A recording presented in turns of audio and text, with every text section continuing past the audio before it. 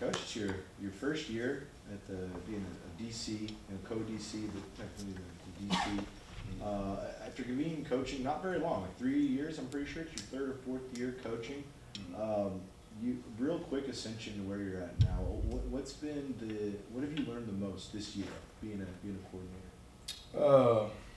What I've learned the most, I think it's just always a management of leadership, management, time, and then also being efficient with time and efficient with the relationships and the personalities. Just making sure you manage not only the kids and who you're coaching, and me specifically with the safety group that I coach as well, but also the whole defense. And I just learned that even more is always about the players. And I think I continue to try to lead our group and lead our staff in a way that we always want to do what's best for the kids.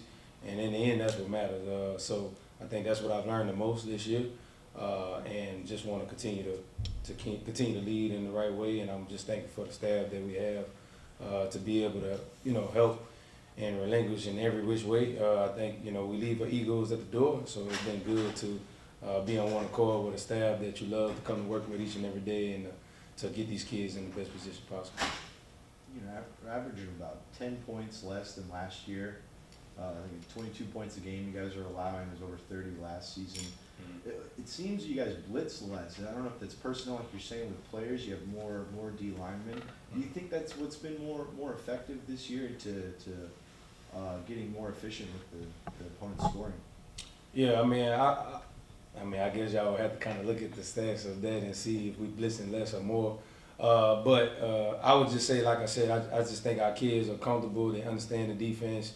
We just making sure that our kids are sound and that they're able to play fast. If it's something that they don't understand or that they up in the air with, we want to make sure that we're teaching it the right way, that we're coaching it hard, that we're getting a lot of reps doing it. And I think just as a staff, we always make sure once we leave that door that everybody's speaking the same language and our kids are speaking the same language, and I think it's been good. I think the kids are starting to understand football, and when I say that, I mean football intelligence. Just learning, down the distance, personnel, understanding what's coming before it's coming. And I think our kids have done a good job of just paying the price every day of practice. Like, our kids practice hard. We push them, but they practice hard, and that's what you can't ask for our kids to do better than that, but to give it their all and practice hard. And I think since we've been continuing to practice hard and prepare the right way, I think it's continued to increase and show in the games on Saturday. Coach, this defensive line, y'all suffered, the loss of Ben Bell and then Stephen Parker, but it seems like it's that next man mentality with this defensive line. How proud are you for, that unit just being able to step up when you had a lot of key players go down? Yeah, I think, I've been telling people all year about our defense and our defensive line and just everybody. We don't have backups. We got starters and waiting, and it's been that way from day one since fall camp. When we recruit, our staff, I would like to put our staff against anybody when it comes to recruiting. Like we trust our eyes. We want to make sure that we continue to, get great kids in here that's disciplined, that love football, that understand, the habits that they do has got to reflect the mission that they want to go on, what Coach Kenny always says. So, I think all the kids that we continue to bring in here have bought in to the culture that we're trying to build and to the things that we're trying to do. And I just think the kids believe. They believe in one another. They trying to stick together, and everybody's trying to get better. Like there is not gonna be a time where we gonna feel like we made it, or we getting complacent, or we settling. Like we're always trying to get better, and that's continue to show each and every day. And the defensive back room, Tresmore, he's having a great last 2 games with 2 interceptions. What can you say about his performance over these past 2 weeks? Yeah, man, I'm proud of Trez, man, honestly, because, Trez is a transfer that came in, and, since day one, he wanted to put his head down and work. He will always be the one in the weight room doing extra work. He always asking the questions and trying to learn. He plays multiple positions, so he's allowed himself to continue to get better each week, and it's continued to show, just in his football intelligence, learning the game more, learning how to play techniques and being fundamentally sound, but also just attacking the ball. Like that's our biggest thing we always preach, is always about the ball, and he's been doing a good job of taking the ball away and being about the ball in the game. Coach, earlier, Coach Kenny mentioned how tough it is to win games in November. Yet you won your 2 games so far at ULM this past week against Southern Miss. Defense has played really well in those 2 games. How do you feel as if the defense is handling the grind of the season as you play these November games? Yeah, I mean, I think everybody's understanding that they're on a 12th game, or, 11, 12 game, whatever it may be for everybody. So that's football. Everybody's tired right now. Everybody's beat up a little bit and, got your bumps and bruises and things like that. But, man, just like we was preaching today, man, hey, you got to prepare now. You got to prepare today. If you want to win on Saturday, you got to prepare today like you ready to win. And so that's the way, again, that's why I'm so proud of the kids, because they continue to bust their tail each and every day. Like, it don't matter how you feel, everybody, we always talk about your tenacious effort and attitude, but we always talk about physical and mental toughness. And that's what you got to be able to show around these times. Everybody, literally everybody, 133 FBS teams, they all beat up and tired right now. Who cares? Suck it up. Let's go to work. Let's get to practice. And that's the way we approach the game each and every day. And that's the way our kids, we want to send our seniors out the right way. We got young guys that's buying in that want to make sure that they doing the right things, looking up to the leadership that we have on our team and becoming leaders themselves. So there is no feeling sorry for ourselves or nothing. Every day we got to pay the price. If we want to win, if we want to do the things that we want to do as far as the goals that we have, team and defensively and everything, we got to pay the price, and that's every day. So that's never going to change when it comes to our mindset and come to work ethic. Coach, with it being senior day, a lot of these players came, were at Incarnate Word and made the journey over here to Texas State. Just what does it mean, for them to play their final home game here at Texas State?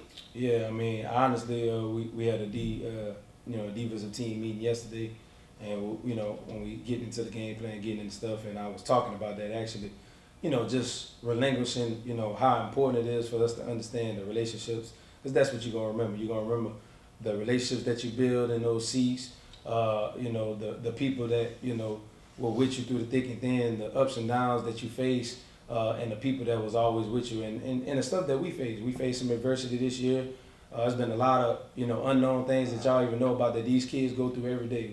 As coaches, the relationships we have, we able to understand mentally, physically, spiritually, how we building them and how they've been mentally weak or mentally strong, and how they've been able to bounce back from different things that's going on in life. So I think these kids, like, they understand that. And the seniors, I told them, you only guaranteed 2 more games, in reality, or 3 with this game coming up. So you only guarantee that. So you want to make sure that you remember yourself going out with 110%, that you don't have no regrets. You don't have to question anything. And if you're able to do that, I think that always, helps you go out with a bang. It's only, I've been blessed enough to play in the NFL and play professional ball, but on the reality of it is only 3% that's probably gonna make it, but we have a lot of guys that has the capability of doing that, but the other 97% is the ones that we actually always trying to get better each and every day and help them understand that if you give it all you got right now and you pay it all on the line, there's no regrets that you're gonna have, and you're gonna be able to look back at memories coming back 10 years and being able to walk over here as great alumni as a Texas State Wildcat and be able to be proud of yourself and what you've accomplished and what you've done at the time while you were here. Looking at this Georgia State offense, just what are you going to be expecting from the Panthers to kind of throw at y'all? I mean, honestly, man, I think this is a good team. I think we don't look at the record, because they got some good players. I think they coach well. I think they're going into their first year, so they have a lot of dudes in different places that they gonna figure it out. I promise you. And I think they've been in like 1 or 2 score games that they lost. So this ain't they lost 7 games or whatever they lost, but it hasn't been no blowouts.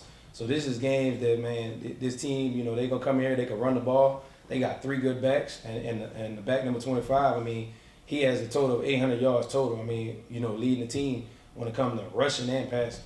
So they catch the ball in the backfield. They do a good job running the ball. Very physical. And I think the quarterbacks. I think they all do. They have different attributes that they do well to make the offense go. And then they big time tight end number 82, and they big time receiver. I think they one of the best in the conference that we're gonna see. They O-line. They've only given up 17 sacks in the amount of games that they played. So again, that's only maybe 2 sacks a game. So they doing a good job of trying to be cohesive and run the offense and do what their coach telling them to do. So man, we looking forward to the challenge at hand. We don't take nobody lightly. And we know that we got to bring it, and we got to bring it to win the game. But we'll be ready. We're preparing like every other game, and we know we got a game plan to do the right thing so that way we can come out with victorious. Yeah. One more, do you have it? You know, with capturing the 6th win, how important is it just building this consistency in a program, especially when that's one of the toughest things in college football, just being consistent? Yeah, I mean, you know, consistency is always hard. That's the that's the name of the game. That's what you want to be able to do, no matter if it's program wise, winning wise, your daily habits each and every day to be consistent. I think that's always the hardest thing that you gotta make sure you keep on track. So that's one thing I think for ourselves as a coaching staff, but also inflicting it to our kids that we try to do every day. You know, and that's something that we want to continue to build here, you know, as we've been trying to do since we got here last year with our staff. And I think Coach Kenny does a good job from President Kelly to Don, to Coach Kenny, you know, to all our coach staff. I think it's a trickle effect. Everybody's consistent. As you can see, everybody consistently trying to get better, promote this program, and we all trying to put it in a great standpoint where it should be, and we will continue to do that.